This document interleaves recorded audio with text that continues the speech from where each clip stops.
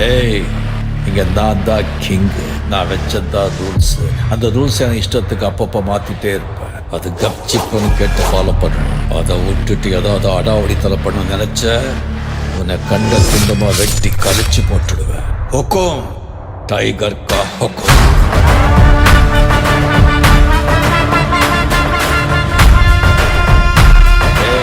பவானிங்கிறது வெறும் பேர் இல்லை, நான் கஷ்டப்பட்டு உருவாக்கின சாம்ராஜ்யம். என்ன பிடிச்சவள அந்த கோடி பேர் காட்ட வெளியே.